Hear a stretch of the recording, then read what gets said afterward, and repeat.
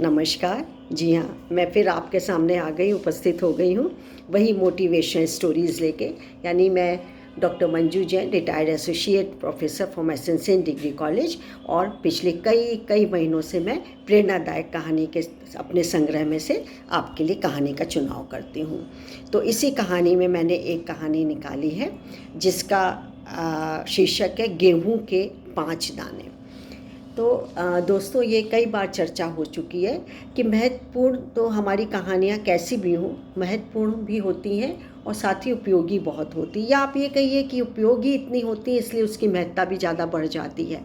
तो हम, और चाहे बच्चे हों चाहे बड़े बुज़ुर्ग हों, हर एक के जीवन में कहानी का एक ऐसा दौर आता है जिससे वो बहुत प्रसन्न फील करता है, या फिर अपने जीवन में उतार करके वो कई सामाजिक गुणों के पास आ जाता है, और कितनी भी विषम परिस्थितियाँ होती हैं उससे वो उबर के आता है। तो यही मेरा ध्येय भी है।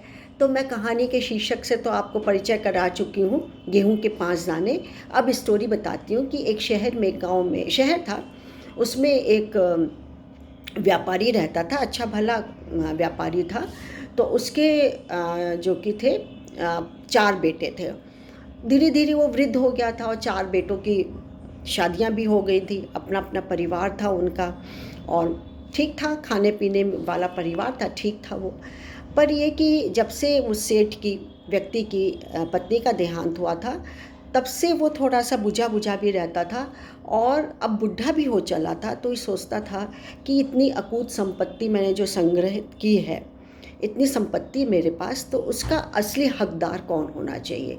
ये 4 मेरे जो बेटे हैं, इनमें से मुझे नहीं समझ में आ रहा है कि मैं ये संपत्ति किसको वितरित करूं।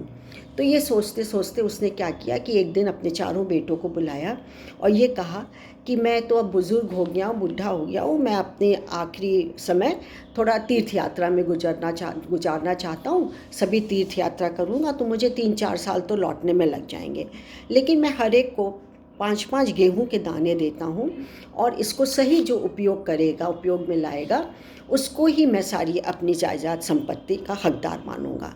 तो ठीक है भाई, वो चल दिए। इधर जो कि था बड़ा बेटा, उसको खन खन करने लगा, उछालने लगा दानों को।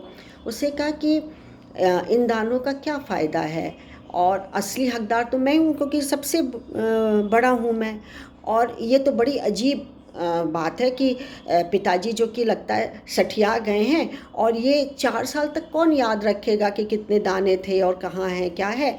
चूँकि मैं ही असली हकदार हूँ, इसलिए उसने दानों को तुरंत की तुरंत फेंक दिया। चलो फेंक दिया। दूसरे बेटे ने ये सोचा कि इसको तो संभालना बहुत मुश्किल काम है कि कहाँ रखें, फिर संभाल के हम भूल जाते, कहाँ ऐसी जगह रखें। तो उसने कहा कि चलो पूजा पाठ तो रोज़ ही होता है हमारे यहाँ, इसको हम पूजा के घर में रख देते हैं। तो उसने पूजा के जो मंदिर था वहाँ पे रख दिया।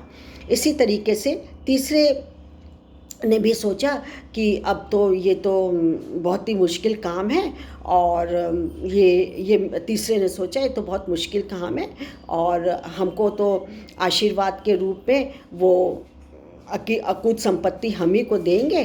तो ऐसा करते हैं कि हम इसको खा लेते हैं, खा लेंगे तो ये अपने आप ही अंदर सुरक्षित रहेंगे, हम कह देंगे तो हमारे पिताजी हमसे बहुत खुश होंगे कि हाँ भाई तुमने उपयोग किया है ठीक इसको खा करके।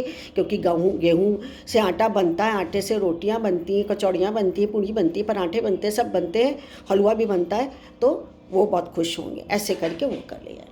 अब चौथे बेटे की बारी आई। चौथे बेटे ने अपनी वाइफ से कहा, बहू से कहा, पत्नी से कहा कि चलो हम लोग इसको खेत में, हम लोग का जो छोटा खेत है हम उस पर बो देते हैं। बोले चलो ठीक है। और दूसरा भी पिताजी का भी खेत था तो उसमें उन्होंने बो दिया। अरे बाबा, 5 दाने से 5 बोरियां पहले साल निकली। ऐसे करते करते 25 बोरियां, और ऐसे 50 और 55 बोरियां। ऐसे करते करते 3-4 साल में करीब करीब उसके पास 60 से 65 तक की बोरियां निकल आती थी। अब उसके पिताजी 4 साल बाद लौटे, लगभग 4 साल बाद लौटे। तो सबसे कहा, सबको बुलाया, तो उससे कहा कि मैंने तो फेंक दिया उसी समय, उसका क्या यूज़ करता मैं। और देखिए पिताजी, मैं कुछ आपसे बोलूँगा नहीं, लेकिन सबसे बड़ा बुज़ुर्ग बेटा मैं हूँ, इसका आप ध्यान रखिएगा। दूसरा बोला कि मैंने उसको मंदिर में रख दिया है, वहीं सुरक्षित, मुझे लगा कि ये सुरक्षित वहीं पर रहेंगे। तीसरे ने बोला कि मेरे को लगा कि जैसे खाते हैं आटा वगैरह की रोटी, तो मैंने उसको अपनी पत्नी को दिया, अपने खा लिया। चौथे बोला कि पिताजी मैंने इसको खेत में बो दिया है, और पहले साल तो 5-6 बोरी हुई थी, ऐसे धीरे धीरे 25, 30, 50 और ऐसे करते करते अब तो 60, कभी 62, कभी 65 तक बोरियां निकलती हैं। मैंने सारी बोरियां आपके कमरे के पीछे जो गोदाम है वहाँ पे रखवा दी, चलिए देखिए, और ये इस पर पूरा का पूरा हक आप पर है। पिताजी बहुत खुश हुए और बोले भी अपने बच्चों से कि देखो, मैं जो वादा करके गया था कि जो असली इसकी पहचान करेगा और अच्छे से कायदे से सुरक्षित रखेगा, वही संपत्ति का हकदार होगा। तो तुम लोग किसी को भी बुरा मानने की ज़रूरत नहीं है। और उन्होंने सारी संपत्ति, जायदाद, जो खेत खलिहान था, सब अपने छोटे बेटे और बहू के नाम कर दिया। अब आप बताइए, कहानी मैंने यहाँ समाप्त कर दी, कहानी समाप्त हो गई है। तो अब बताइए क्या शिक्षा मिलती है? शिक्षा यही मिलती है कि मिली हुई जो जिम्मेदारी हमारी, जो हमको ऊपर सौंपी गई है, उसको हमेशा अच्छी तरीके से निभाना चाहिए। सोच समझ करके हमको उसका निर्वाह करना चाहिए। और जो भी हमारे सामने मौजूद साधन है, संसाधन है, वो चाहे कम से कम भी हो। जैसे गेहूं के 5 दाने बहुत कम थे और उसके पास खेत भी इतना बड़ा नहीं था, लेकिन फिर भी सीमित संसाधन में और सीमित खेत में भी उसने उसका सही उपयोग किया। हमारे गेहूं के 5 दाने क्या एक सिंबॉलिक है, वो तो एक कहानी शिक्षा देने के लिए होती है, एक प्रतीक है, सिंबॉलिक है ये, जो कि ये समझाने चाहते हैं कि कैसी भी विषम परिस्थिति हो या छोटी से छोटी भी शुरुआत करके उसको बड़ा रूप दिया जा सकता है। जैसे गेहूं के 5 दानों से बढ़ते बढ़ते 65 तक पहुंच गई, हो सकता है 65 बोरियों के बीज बोए जाएंगे तो टनों में और कितने ज़्यादा आगे बढ़ जाएंगे। तो इसी तरीके से हमारे विचार, अच्छे विचार होते हैं तो विचार से विचार निकलते हैं, वो बढ़ते जाते हैं। और कुछ चीज़ हमें करनी भी चाहिए। हमारी सहनशीलता हमारे पास हो तो हम यदि रोज़ उसका उपयोग करेंगे, संभाल के रखेंगे, तो सहनशीलता बढ़ जाएगी।